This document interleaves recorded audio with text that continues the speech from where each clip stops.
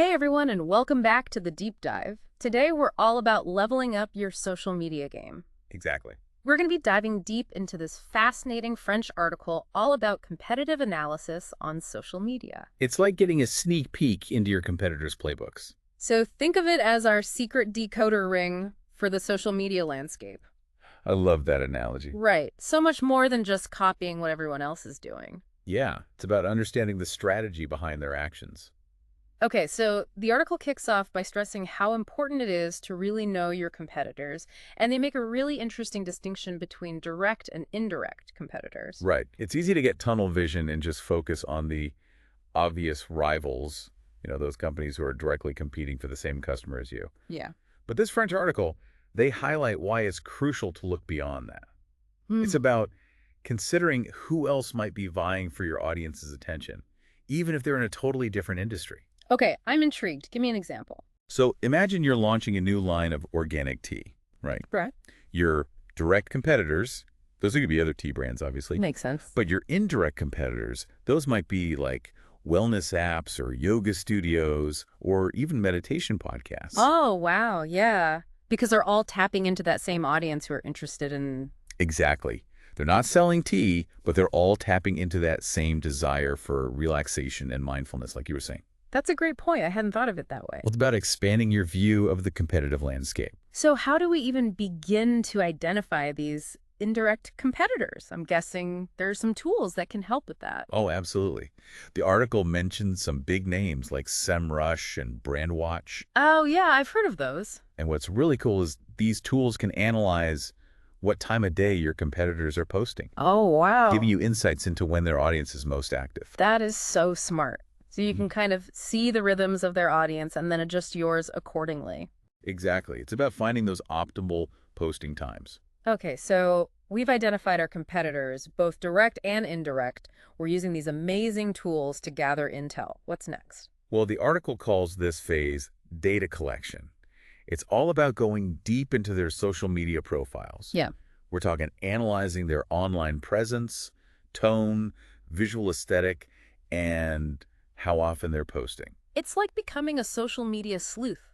But ethically, of course. We're not trying to steal trade secrets, just gathering inspiration and intel. Exactly. It's about observation and analysis. So during this data collection phase, what should we be looking for? Well, the article highlights how important it is to track those metrics beyond just the number of followers. Oh, Think great. engagement rates, mentions, and even the sentiment behind the comments. Oh, the sentiment. That's interesting. Yeah, it gives you a much richer understanding of how well their content is resonating. So we're not just looking at how many followers they have, but how engaged those followers are. Are they liking? Are they commenting? Are they sharing? Are they excited about the content? That's super helpful because then you can kind of compare those benchmarks to your own performance Right. You can see where you stand in relation to your competitors. and see where you might need to adjust your approach. It's all about continuous improvement. I love it. And speaking of improvement, that brings us to content analysis. Content analysis. Okay. Here we're diving deep into the types of content that they're sharing. Okay. Like, are they posting a lot of videos? Are they posting images, written articles? Yeah. What's the frequency of each type of content? Mm. And how's the audience reacting to it? Right, because a beautiful image might get a lot of likes, but is it driving engagement? That's the key question. Are people commenting, asking questions, sharing it with their friends? This feels like it could get really granular. Are there any advanced techniques they mentioned for analyzing this content? Oh, there are. The article actually talks about sentiment analysis. Sentiment analysis. Yeah, which goes beyond just tracking likes and comments. It's about using software to actually analyze the emotional tone behind the engagement. Wow. This can really help you understand how people feel about your competitor's brand and their content. So imagine knowing not just that people are commenting, but if it's positive, negative, or neutral, Precisely. you can use that information to really fine-tune your own content, Right. appeal to your audience on an emotional level. It's about getting into the minds of your audience. It's brilliant. Okay, I am already feeling so inspired to put this knowledge into action. I know, me too. It's amazing how much we can learn from just observing and analyzing our competitors. Okay, so before we get too far ahead of ourselves, what's next on our agenda? Well, we've analyzed their content, but what about the people engaging with it? The French article It focuses on audience analysis. This is where it gets really strategic. It is. We're talking demographics, interests, really understanding who those followers are. Exactly. It's about painting a detailed picture of their audience. But here's the question, though. How do we avoid simply copying our competitors' audience? That's a great question. Because we still want to maintain that unique edge while learning from their insights. Absolutely. So what's the secret sauce? Well, the article encourages us to go beyond just profiling our competitors' audiences. Okay. It's about comparing those audiences to our own. Oh, I see what you mean. So we're looking at, Right. are we attracting a similar demographic? Are there any key differences? Are there any segments of their audience that we are missing? Exactly. You're looking for those overlaps, those differences. And then use that knowledge to refine our own targeting. Precisely. It's about finding those untapped opportunities. I love that. You're essentially using their research to your advantage. Exactly. It's a smart way to leverage the information that's already out there. Okay, and that leads us to the final step in the article's framework, strategy analysis. Yes. This is where we move beyond individual pieces of content and start to look at the bigger picture of their tactics. Okay, break that down for me. What are we analyzing here? Think about their promotional campaigns, their collaborations with influencers, any online or offline events they're hosting. Oh, okay. We're trying to understand what moves they're making and, crucially, how effective those moves are. Right, because are their campaigns leading to a surge in followers? Are they driving engagement? Are they generating buzz and awareness? Exactly. You want to see what's moving the needle for them. And then we can take those learnings and see if there are any strategies we might want to adapt for our own brand. It's about recognizing that you don't have to reinvent the wheel. Yeah. Sometimes the best ideas are inspired by what's already working for others. I love that. This is already so insightful, and we've only just scratched the surface. I know. It's amazing how much we can learn just from observing and analyzing our competitors. But what's even more exciting is that the article also provides specific tools and methods to make this whole process more efficient and effective. It does. Okay, I'm all ears. Tell me about these secret weapons. Well, one of the most powerful tools they mentioned is social listening. Social listening, okay. Yeah, platforms like Hootsuite Insights and Mention allow you to monitor those social media conversations in real time. So you can kind of see what people are saying about your competitors. Exactly. You can see what people are saying about your competitors, about your industry, about specific keywords or hashtags. It's like having your finger on the pulse of the internet. It is. You can spot trends, you can identify key influencers. You can even get a sense of public opinion about your competition. Wow. It's really valuable for staying ahead of the curve. I'm starting to see how all of these pieces fit together. We're gathering data on our competitors, we're analyzing their content and audience, we're understanding their overall strategy, and then we're using tools like social listening to kind of get that real-time view of the landscape. You got it. It's a holistic approach. This has been an amazing deep dive so far, and I know you have even more insights to share, but before we move on, I want to hear from you, the listener. What are some of your biggest social media challenges? And how do you think competitive analysis could help you overcome them? Let us know. We'll be back in part 2 to explore even more tactical advice from the article, so stay tuned. See you then. Welcome back. So we've laid the groundwork for our social media competitive analysis. Now it's time to turn all that intel into a winning strategy. Okay, let's talk tactics. Let's do it. We've spied on the competition, analyzed their every move. Yep. Now what? Now we apply the so what. The French article, it really drives home the importance of differentiation. Okay. It's not enough to just mimic what your competitors are doing. Yeah. You need to stand out. Right, because if you're doing the same thing as everyone else, why should anyone pay attention to you? The article mentions a few specific ways to do this, right? It does. One key point is focusing on your niche. Your niche, okay. What are the specific needs, desires, even frustrations of your audience that maybe your competitors aren't fully addressing? So it's about finding that sweet spot where your audience's passion and your brand's strengths intersect. You got it. That's a great way to carve out your own territory. I like that. But it's not just about what you offer, it's also about how you offer it. Okay. The article suggests experimenting with different content formats. Think about what your competitors are doing and then try something different. Okay. Are they all about those static images? Maybe you incorporate more video or even experiment with interactive formats like polls or quizzes. Ooh, I love that. Yeah, it's about keeping your audience engaged. Breaking the mold, surprising your audience, capturing their attention in new ways. Exactly. I love it.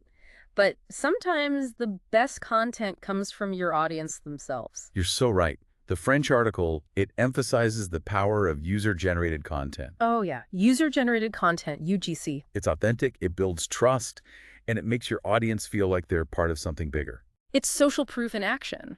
Exactly. People are far more likely to believe a recommendation from a friend or fellow customer than they are, like, a polished ad campaign. Right.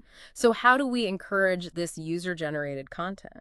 It can be as simple as encouraging your followers to share their experiences with your brand, Okay. maybe using a specific hashtag, or running a contest where people submit photos or videos. I like that. The key is to make it fun, engaging, relevant. Okay. I'm sold. I love the idea of turning your audience into brand ambassadors. It's a win-win. Okay, so remember all that audience research we talked about earlier? The article suggests using that data to refine our targeting strategies. But isn't there a risk of simply copying our competitors' audience? How do we maintain that unique edge while still learning from their insights? That's such a good point. It's not about blindly following your competitors. Yeah. Instead, think of their audience data as a starting point. Okay. Maybe you notice that a competitor is successfully reaching a demographic that you've been struggling to connect with. Okay. You can then adjust your targeting parameters to experiment with reaching that audience. I see. So you're using their insights as a springboard. So we're differentiating through niche targeting, experimenting with content formats, embracing user-generated content, and using competitor data to refine our targeting. Yeah. What other tactical gems does this French article have in store for us?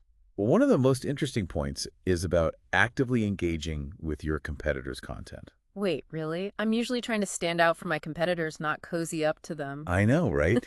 It might seem counterintuitive. Yeah. But the article suggests leaving thoughtful comments on their posts, participating in relevant discussions they start, Right. even sharing your content if it's genuinely valuable to your audience. I never thought about it that way. It's not about brown-nosing, it's about strategically positioning yourself Yeah. within that larger conversation happening around your industry. Okay. You can build relationships with potential customers who are already interested in what your competitors are doing. I love that. Okay, let's talk about the elephant in the room, promotional tactics. Everyone's trying to stand out to grab attention. How do we make sure that our promotions are cutting through all that noise? The French article suggests taking inspiration from your competitors' successes. Okay. Are they running a contest that's generating a ton of buzz? Can you adapt that concept to your own brand and audience? I like that. So it's not about stealing ideas. It's about, using their successes as fuel for your own creative brainstorming. Exactly. But what if you discover a competitor is doing something that seems, well, unethical or misleading? That's a really important point. Yeah. And while the article doesn't explicitly address it, Okay. I think it highlights a broader truth. Hmm. Even in the competitive world of social media, we need to operate with integrity. Right. If a competitor is engaging in behavior that feels wrong, it's up to each of us to decide how we respond. It's about setting your own ethical standards and sticking to them, even when it's tempting to take shortcuts. Exactly. And that brings us to the last piece of tactical advice from the article. Okay. Make this analysis an ongoing process. So we're not just doing this competitive deep dive once and then calling it a day. Why is that so important? Because the social media landscape changes constantly. Right. Trends emerge, algorithms shift. Your competitors are adapting. Yeah. You need to keep your finger on the pulse. Got it. It's like a muscle. Yeah, You have to keep exercising those analytical skills to stay sharp. exactly. This has been such an insightful deep dive into the strategic side of competitive analysis. I'm so excited to see how all of this comes together in real-world examples. I know, me too. In the final part of our deep dive, we're going to explore some fascinating case studies of brands that have used these very techniques to achieve remarkable success. Welcome back to the deep dive. We've spent the last two parts really getting into the nuts and bolts of social media competitive analysis. We have lots of great strategies and tools to use. Now I'm itching to see how all this theory translates into real-world success stories. Me too. Hit me with some inspiring case studies. You got it. I have some great examples lined up that show how brands, big and small, are using these techniques to totally crush it on social media. Okay. First up, let's talk about a company you might already be familiar with. Glossier. Oh, yeah, Glossier. They're a beauty brand, and they just seem to get social media. They do. They've built this incredible community around their products. Exactly. And that didn't happen by accident. Right. They're masters of competitive analysis. Okay. Early on, They recognized that a lot of the established beauty brands, they were all about heavy makeup and this, like, unattainable image of perfection. Yeah, it can be so intimidating for the Right. average person just scrolling through those feeds. Exactly. So Glossier saw an opportunity to zig while everyone else was zagging. I like that, zig while they zag. They embraced a more natural, skin-first approach. Okay. They started showcasing real people with diverse skin types and focused on products that enhanced natural beauty, not masked it. It's like they tapped into this whole underserved market of people who wanted to feel good in their own skin, not aspire to someone else's version of beauty. Exactly. They understood their audience. Brilliant. Right. And then they cleverly incorporated all that user-generated content into their strategy, Ah, smart. encouraging customers to share their own routines and reviews using the hashtag #GlossierPink. Oh, yeah, I've seen that all over Instagram. It's everywhere. This not only created a ton of authentic content, but it fostered a real sense of community. Yeah, it makes you feel like you're part of something. Exactly. Okay, that's a great example from the beauty world. What about a company in a totally different industry? How about Spotify? They're dominating the music streaming space, but they're not resting on their laurels. They're constantly using competitive analysis to innovate and stay ahead of the game. I'm a Spotify addict, I have to admit. They just seem to know my music tastes so well. Well, that's because they've invested heavily in data analysis and understanding what their listeners want and what their competitors are doing. So what are some specific ways they've used competitive analysis to their advantage? One example is their focus on personalization. Okay. They noticed that competitors like Apple Music were also offering curated playlists, Yeah. but Spotify wanted to take it a step further. Okay. They introduced features like Discover Weekly and Release Radar. Oh, I love those. Right. It's like they're handpicking songs just for me every week. Right. And it's all thanks to their commitment to understanding their users and differentiating themselves. So it's not just about offering a good product, it's about making that product feel tailored to each individual user. You got it.